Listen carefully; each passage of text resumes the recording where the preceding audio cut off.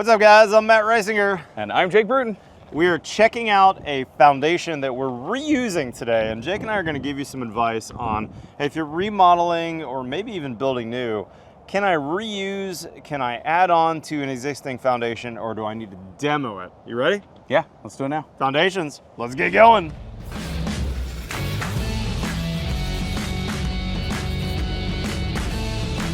All right, Jake, so we are on a project that I'm calling the Reisinger build. We're gonna be shooting some videos here in partnership with Builders First Source, but this is your first time visiting. Yeah.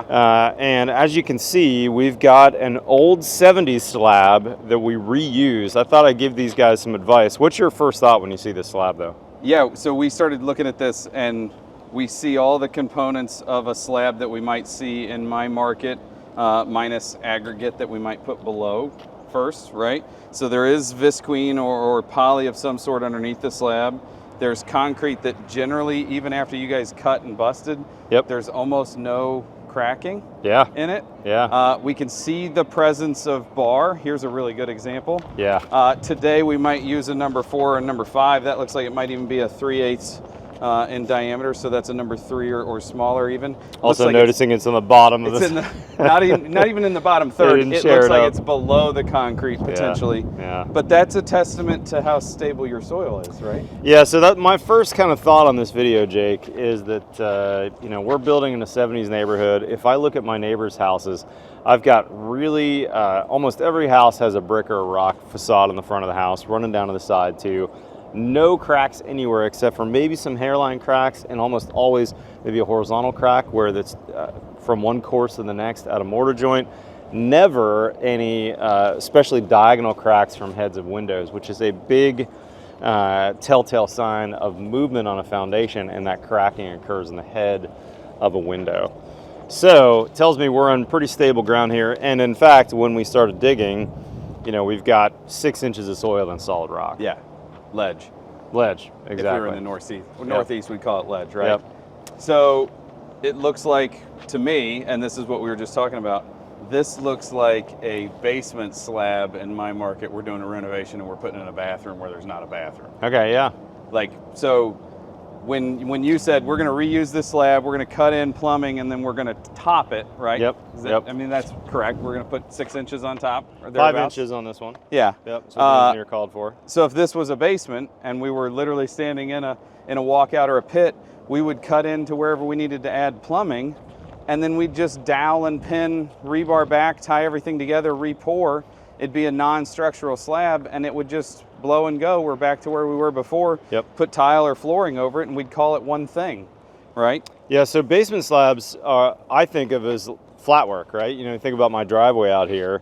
It's just a flat piece of concrete, no beams that are running deep like you would see on a true structural slab. Yep. Some type of rebar, some type of mesh, but in general, you can, on a non-structural slab, cut it, and then when we repair this, we're gonna dowel in and put some rebar in here, again, to go back to the original pattern based on the engineer's design to make sure that this is replaced structure. And so how do you guys determine, I mean, talk to me about you guys determine this is a non-structural slab, and this is a structural slab. Sorry, you would determine it's a non-structural slab, or that you had no beams that you had to put back beforehand on your engineering, just by drilling. There's no like, we have to run sonar over it, or we have to find original drawings. No. It's just drilling with a hammer drill and see how far it gets before you start hitting dirt.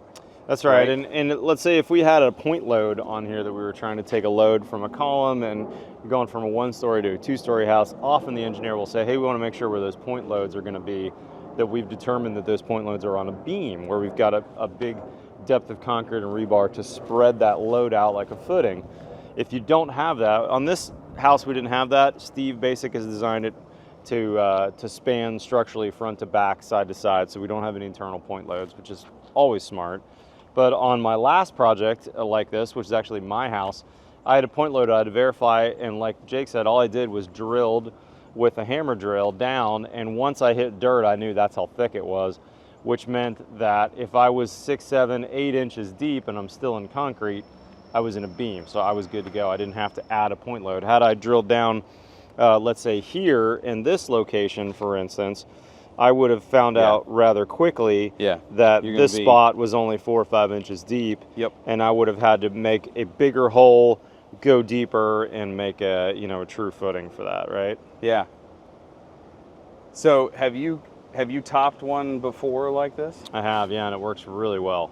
And you'll notice as we've expanded the house out, all we got to do to tie it in now is this slab will structurally be tied into that slab with rebar, and then we've got new beams going down. I think my engineer specified a foot into any existing rock. So we dig down through topsoil, we hit rock, then we want a foot down in. You can see the spoils from some of that rock digging and hammer drilling.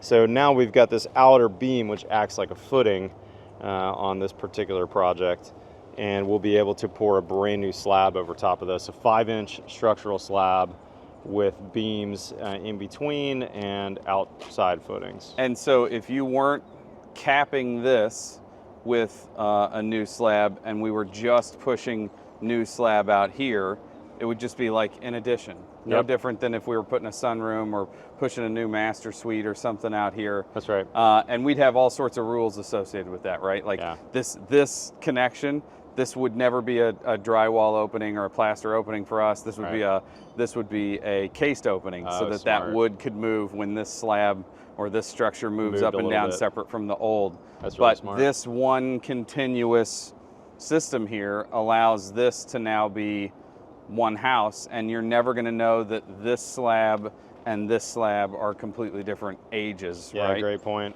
And one of the things I forgot to mention too, Jake, is one big reason why we're reusing this slab is this tree that you're seeing here. We're kind of directly in the sunlight, but this tree right here, the slab that was existing was in the critical root zone of this tree.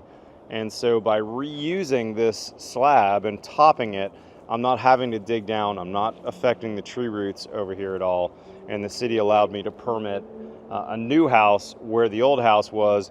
I had to come in several feet for the critical root zone on this addition. I couldn't run this addition straight back because I would have been in that tree root zone. But knowing that beforehand, knowing the condition of this, like you said, the brickwork on the neighbors, Yep. how great the slab condition is here, you have a great opportunity to design around this footprint. Yes. Having a good architect involved that Yeah. can go, I can solve that and not Yep. have weird, awkward spaces. Yep. And taking care of the trees, taking care of the environment. Your trees are a little more precious here than they are, say, in other parts of the country where trees are really easy to grow, right? Yeah, that's right. It makes sense. Like when you told me you were doing this at first, I was kind of just like, I don't know about that. That seems like a waste of effort. Yeah, But yeah, now that I've sure. seen it and we've talked it through, I haven't even seen the plans and it makes sense. Yeah, the other thing I'd mention too is it's saved us quite a bit of yardage of concrete in the end, because there's no reason to remove this when this saved us 25, 30 yards. I forget what my concrete guy estimated. I Yeah. think this pour for the slab is around 50 yards, so 5 trucks of concrete.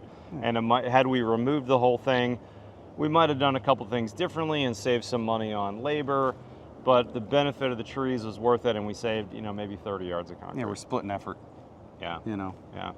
I'm curious from somebody who doesn't do a lot of basements, and you do a lot of basements, is there any advice you have that's more specifically related to a basement reuse or a full in-ground foundation reuse? We I actually should say? have reused a basement. We bought a foundation before I bought the company that a house had burned down. Oh, wow. And one of the things that we realized was we wouldn't do a basement that way again because we weren't in charge of the waterproofing. And the waterproofing was buried. Right, And I'm that's a not a great point. huge fan of negative side waterproofing. I would rather do positive side Yes. waterproofing. I'd rather Yeah. my waterproofing be done on the outside That's a great point. where the water is rather than soaking the concrete and then coming in. Yeah.